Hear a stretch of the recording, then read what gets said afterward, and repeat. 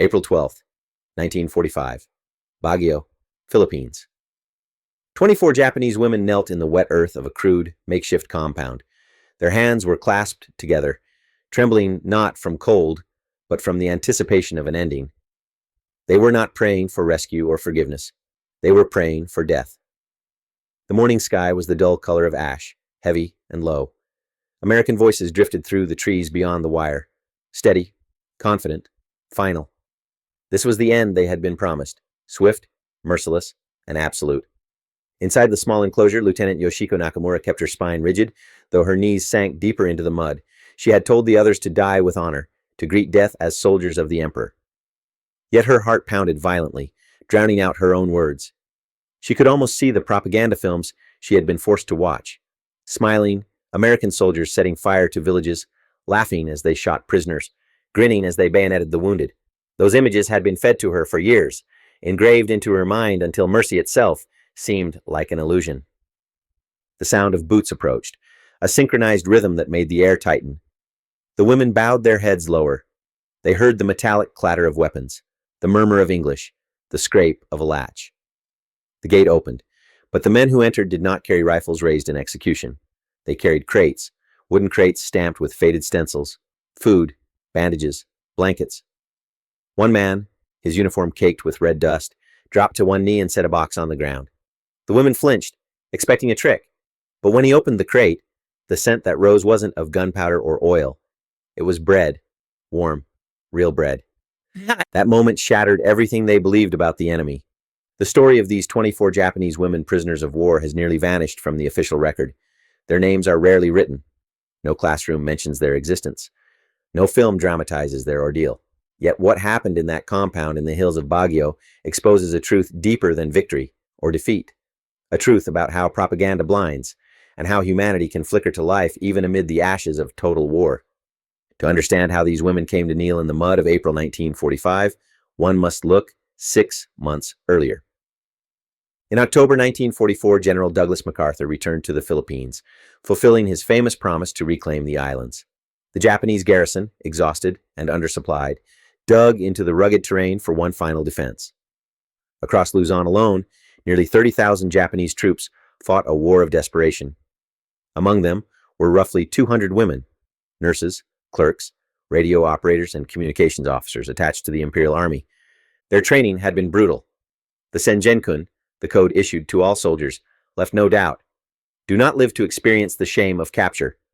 Officers carried cyanide capsules. Infantrymen were taught to pull the pin on their last grenade rather than surrender. For women, the stigma was worse. Capture meant dishonor, degradation, and the loss of one's very humanity. Japanese wartime propaganda made certain of that. Newsreels staged grotesque scenes of American soldiers committing atrocities against women. Radio broadcasts spoke of mutilations, mass assaults, and endless humiliation. To be taken alive by the enemy was not merely unthinkable. It was shameful beyond comprehension. By March 1945, American troops were pushing through the mountains of Benguet province toward Baguio, the summer capital. The Japanese defensive line splintered under artillery and air bombardment. Scattered pockets of resistance fought on, but most of the organized command had collapsed. 24 women, nurses from a field hospital, 3 communications officers, and several administrative staff became separated from their units in the chaos. For 3 weeks, they hid in abandoned huts and caves, subsisting on roots, rainwater, and whatever scraps they could scavenge. Their faces grew hollow, their uniforms threadbare. The oldest among them, Sergeant Michiko Tanaka, 31 years old, had once served as a surgical nurse in Manchuria. In the margin of a water-stained notebook, she scribbled words that would survive the war. We have no food, no medicine. Fumiko's fever worsens. Every night I hear the Americans passing. Every night I think, tomorrow they will find us. Tomorrow it ends. The end came, not with violence, but with exhaustion. On April 1st, an American patrol stumbled upon the group inside the ruins of a collapsed warehouse outside Baguio. Private First Class Robert Chen, a Nisei interpreter from California, later described what he saw. They were huddled together in a corner, shaking. Their clothes were torn, their faces gray. When we approached, they didn't flee. They closed their eyes and began to whisper prayers. At first, I thought they were begging for mercy. Later, I realized they were asking for death. The women were transported to a temporary detention compound, a patch of barbed wire enclosing a few tents and muddy ground. It wasn't a formal POW camp. The front was moving too quickly for that. The facility was nothing more than a holding area near a shallow river, guarded by infantrymen from the U.S. 33rd Division. The orders given were basic: secure the prisoners, prevent escape, uphold the Geneva Convention. But the instructions didn't say what to do when prisoners refused to eat. For the first week, the women barely touched their rations: rice porridge and dried fish. They whispered to each other that the food was poisoned, that the kindness was a cruel prelude. Nurse Fumiko Sato, 26, later said through an interpreter, "We thought they were fattening us before execution. Each day, we waited for the game to end."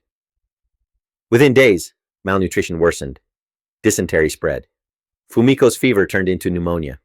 Lieutenant Yoshiko tried to maintain discipline. She called morning assemblies. She insisted on proper posture, on salutes, on reporting names. But her voice weakened, and her words lost power. They were no longer soldiers. They were shadows of what war had made of them, ghosts awaiting confirmation that they were already dead. Outside the wire, the sound of supply trucks roared through the jungle roads, convoys carrying ammunition, fuel, and crates of rations northward. Inside, 24 women lingered in silence, too weak to move, too proud to surrender completely, too indoctrinated to believe in mercy.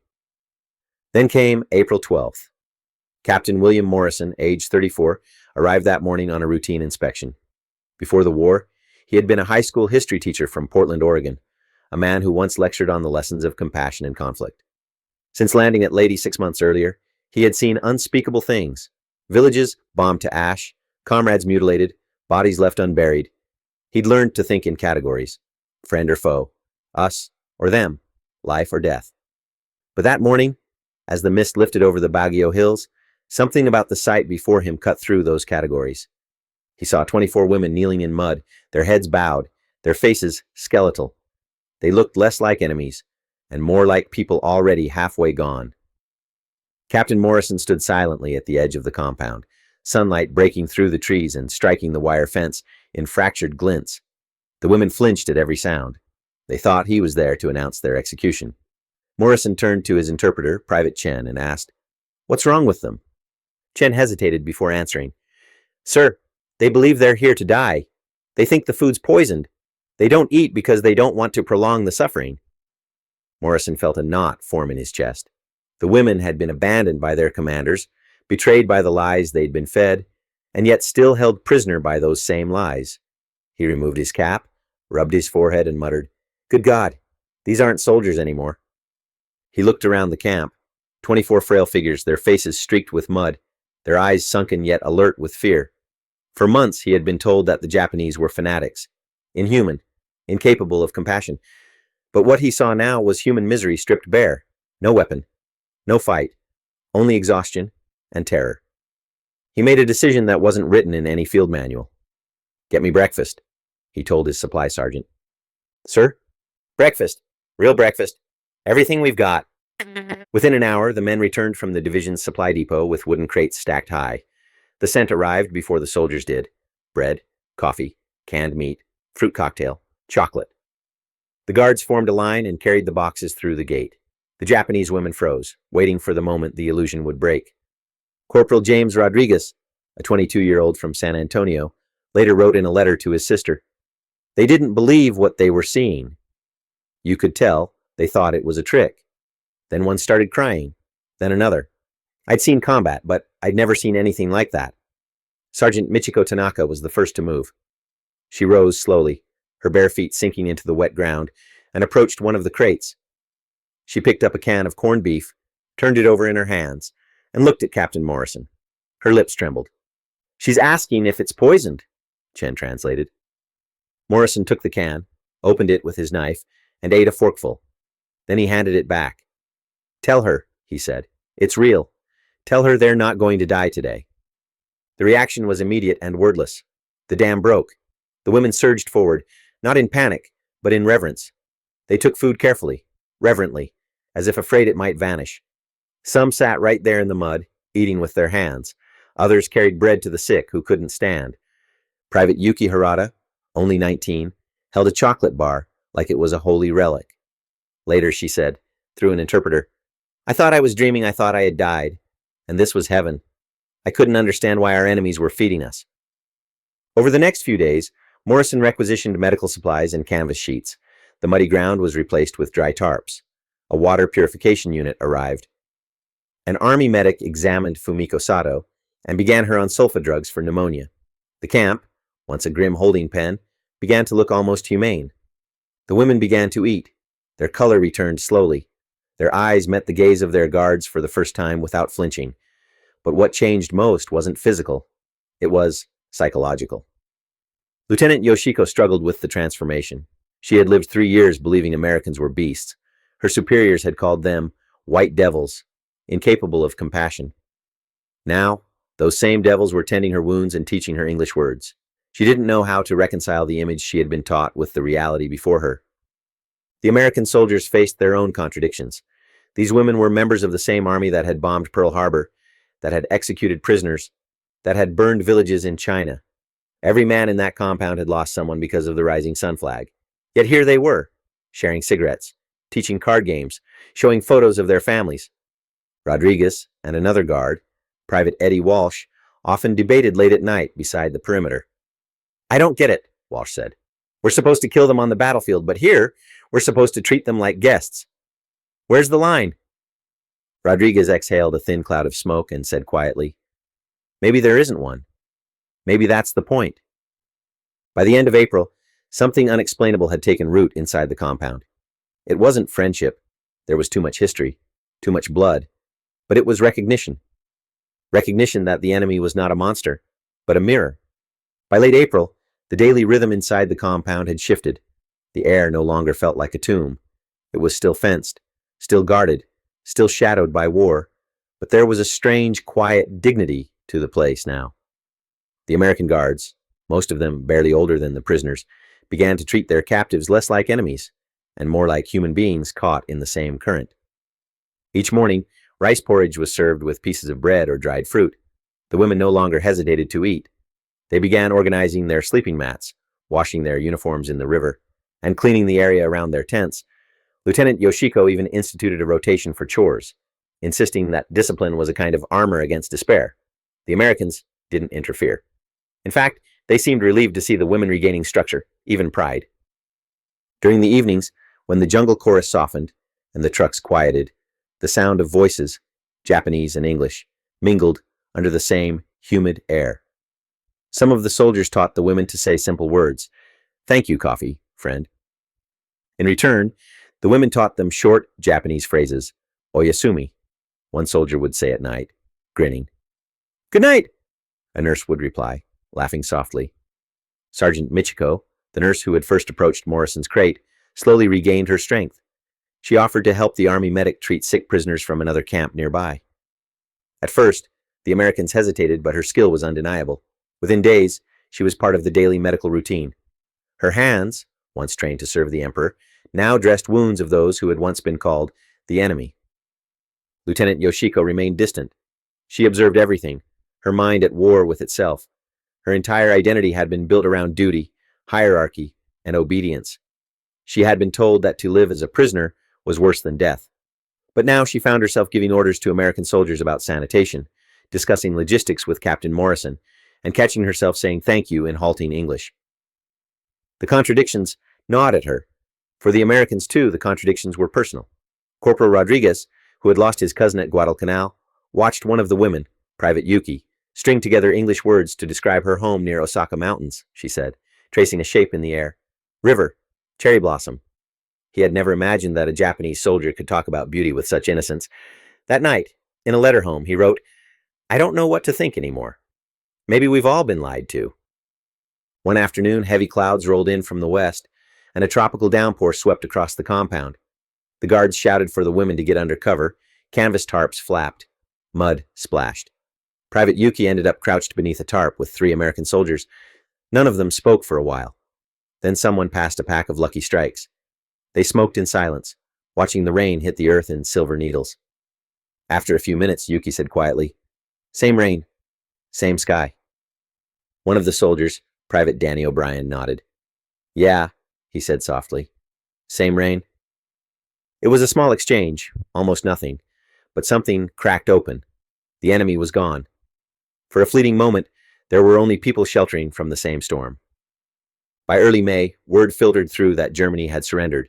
The war in Europe was over. The Pacific was now the last battlefield. The Japanese holdouts in Luzon were either dead or scattered in the mountains. For Captain Morrison, the compound had become a paradox. Technically a prison, yet also a fragile sanctuary. Orders arrived from division headquarters. The women were to be transferred to a permanent facility near Manila. The compound would be dismantled. The guards reassigned. Morrison felt a pang of unease. The strange, accidental community they had built would vanish. That evening, he gathered the women near the gate. Through Private Chen, he explained that trucks would come in the morning. They would be taken to Manila, given better medical care, and eventually sent home after the war. The women listened in silence, their faces unreadable. Then Michiko stepped forward. "She asks if you'll be there in Manila," Chen translated. Morrison shook his head. "No," he said quietly. "My unit is moving north." Michiko bowed deeply. The others followed. It wasn't a gesture of submission. It was gratitude. Recognition. Morrison hesitated, then awkwardly returned the bow. "You deserve to be treated like human beings," he said. "I'm glad we could do that much." At dawn, the trucks arrived.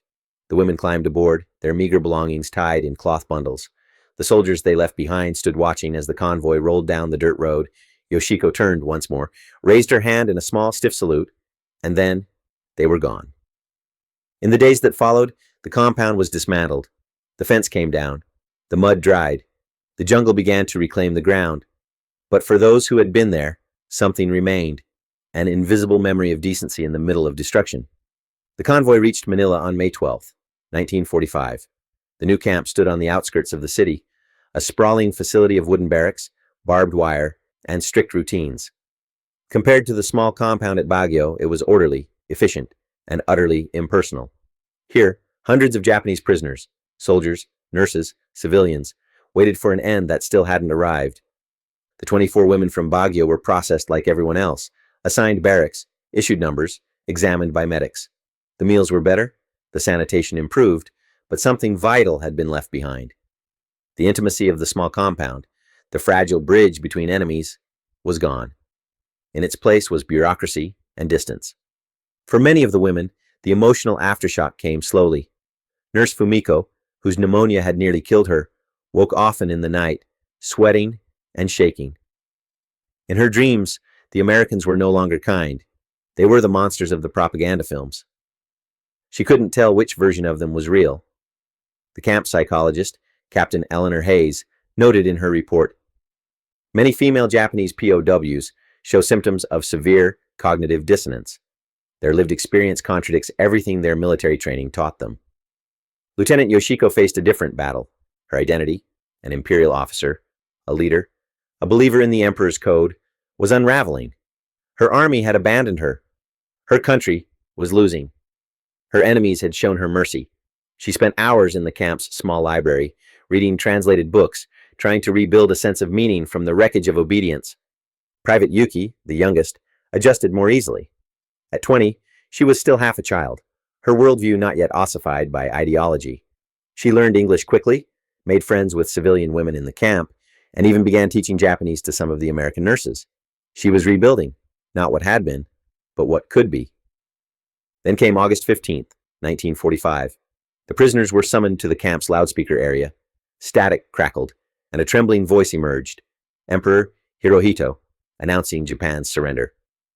For the first time, his subjects heard his voice. The war was over. Silence followed. Then came sobs. Some prisoners fell to their knees. Others stared blankly at the dirt, unable to comprehend defeat. Sergeant Michiko wept openly, unsure whether the tears were for victory lost or life regained. She thought of Captain Morrison, the American who had given her breakfast instead of death. He had won more than the war, she thought. He had proven that mercy can survive even inside chaos. Repatriation took months. Bureaucracy moved slower than grief. The women wrote letters home, most of which never reached their families. They debated what truths to tell and what to conceal. To say they had been treated kindly was dangerous, unpatriotic, even shameful. Yet silence felt dishonest. Finally, in November 1945, the order came. The women would be returned to Japan aboard a U.S. Navy transport ship. As Lieutenant Yoshiko boarded, Captain Hayes asked softly, "What will you tell people when you return?" Yoshiko paused. "I'll tell them," she said, "that the enemy taught me more about honor than my commanders did." 12 days later, the ship reached Uraga Harbor. The women disembarked into a nation of ashes. Tokyo was a skeleton of steel and dust. Hiroshima was a wound that would never close. Food was scarce, hope scarcer. Many of the returning women found their families gone. Others were told not to speak of their captivity. Michiko's home village outside Hiroshima still stood, half burned but alive. Her mother wept when she saw her daughter, but whispered urgently, "Say nothing about the Americans." But Michiko couldn't obey.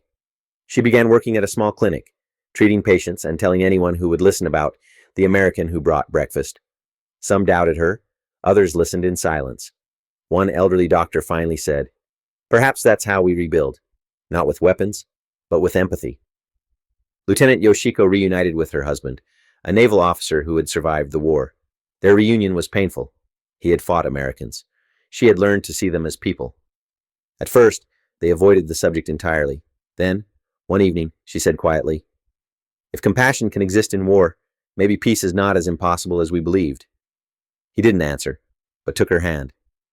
Yuki, the youngest, struggled to find her place in the ruins of post-war Japan. But her English opened doors. She began teaching in Yokohama, using phrases she had learned from her captors. When her students asked where she'd learned the language, she smiled faintly and said, "From the enemy. They taught me that enemies can become teachers." In 1947, 15 of the 24 women gathered again in Tokyo. They met in a small restaurant, the kind that served soup and sake under flickering lamps. The air was heavy with memory. Yoshiko raised her cup. "To survival," she said. Fumiko, the nurse, added softly, "To the men who showed us that survival can be honorable." Yuki whispered, "To second chances." And Michiko said simply, "To remembering, so we never forget what humanity looks like, even in war." The reunions continued for decades, shrinking in number as the years passed.